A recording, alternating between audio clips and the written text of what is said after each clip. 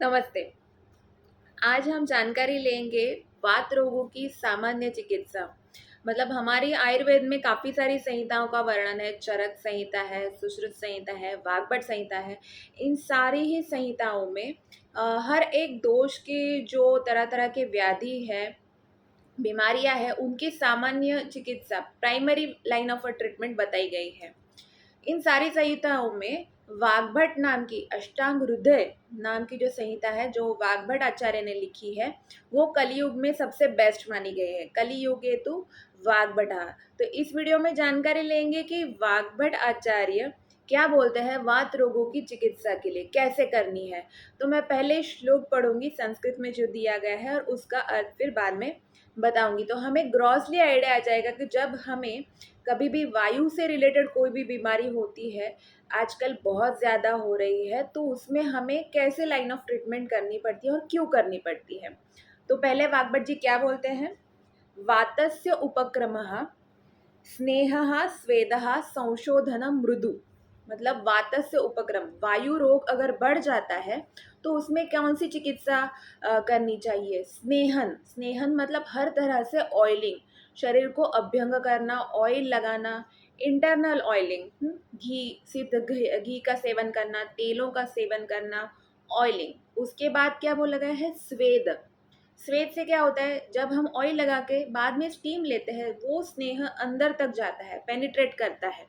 And संशोधनम मृदु, पंचकर्म नाम की जो चिकित्सा है वो शोधन के लिए, मतलब डिटॉक्स के लिए बताई गई है। तो वायु रोगों में भी शोधन का प्रयोग कीजिए ऐसा उन्होंने बोला है, बट मृदु संशोधन।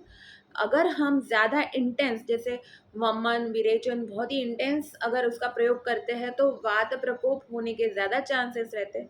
तो इसमें बस्ती नाम का जो उपक्रम है वो उन्होंने बोला है, या फिर विरेचन, वो भी मृदु विरेचन, जैसे कैस्टर ऑयल देना, माइल्ड लैक्सेटिव्स देना, डेली दे सकते हैं ऐसा, उसका प्रयोग करने के लिए बोला गया है। उसके साथ ही बोलते हैं कि खाना कैसा होना चाहिए। स्वादु अम्ल लवण उष्णानी भोजनानी। भोजन कैसा होना चाहिए? स्वादु, मीठे रस वाला, अम्ल, अम्ल रसात्मक, और लवण रसात्मक। स्वादु, अम्ल, लवण, ये तीनों रस, इनसे युक्त जो खाना है वो हमारा वात दोष कम करता है। तो स्वादु का मतलब ऐसा नहीं कि हमें मिठाई खानी चाहिए, शक्कर खानी चाहिए। मोस्टली जो इजी टू डाइजेस्ट है वो कार्बोहाइड्रेट्स है। जैसे चावल है, गेहूं है, सारे मिलेट्स है, रागी, बाजरा, इनका। तो ये दलिया हल्का हल्का बना के हम पका के वो खाने में सेवन हो कर सकते हैं।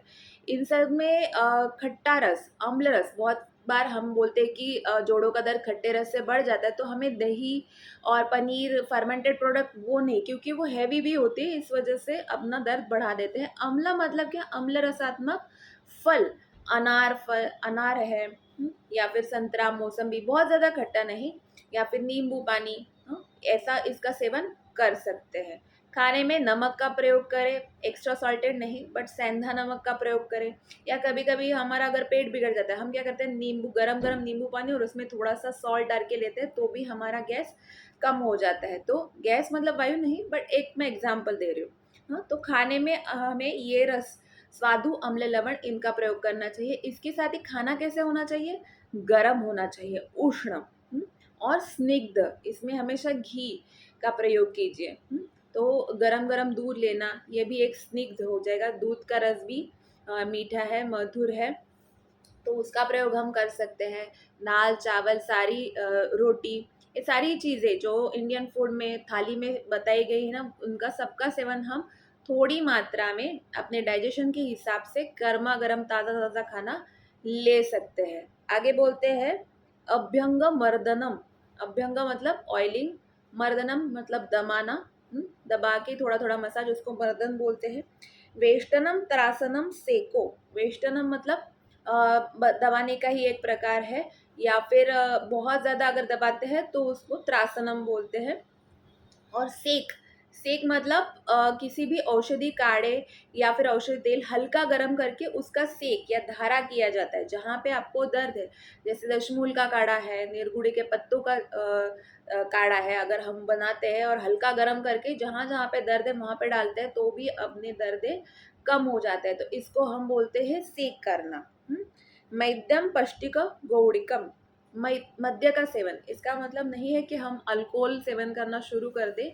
जो आसव और अरिष्ट कल्पनाएं हैं, जैसे हम सुनते हैं ना, द्राक्षारिष्ट है, सारस्वतारिष्ट है, पंचारिष्ट है, या फिर पंचकोलासव है, उशिरासव है, ऐसे बहुत सारे आसव और अरिष्ट, ये जो कल्पना है एक तरह से फर्मेंटेड अल्कोहल ही है। इनका सेवन दवाई के तौर पे अगर हम खाने के बाद करते हैं तो वात रोगों में बहुत ज़्यादा फायदा होता है। हाँ, तो मद्य का मतलब ये है। या फिर इसमें हम गुड़ भी डालते हैं, फर्मेंटेशन प्रोसेस के लिए गुड़ डाला जाता है, तो ये भी अपना वायु कम करने के लिए मदद करते हैं। आगे बोलते हैं स्निग्ध उष्ण बस्तयो बस्ती नियमः सुखशीलता। तो पंचकर्म में जैसे मैंने बोला, बस्ती नाम का जो उपक्रम है वायु रोगों के लिए सबसे बेस्ट है। वात रोग का, वात दोष का जो सबसे प्रधान स्थान है वो है पक्वाधान, बड़ी आंत। और बस्ती जाके कहाँ पे काम करती है? पक्वाधान पे ही काम करती है। तो वायु को जहाँ पे उसका मेन स्थान है, वहाँ पे उसका प्रकोप है, वहाँ पे ही जाके ये बस्ती, जिसमें औषधि तेल, औषधि काढ़े, औषधि घी, इनका प्रयोग किया जाता है, और वहाँ पे जाके वो वायु रोग की चिकित्सा कर देता है और हमें इंस्टेंट फर्क पड़ता है, इमीडिएट रिलीफ मिल जाता है। तो पंचकर्म में हमें बस्ती करना है।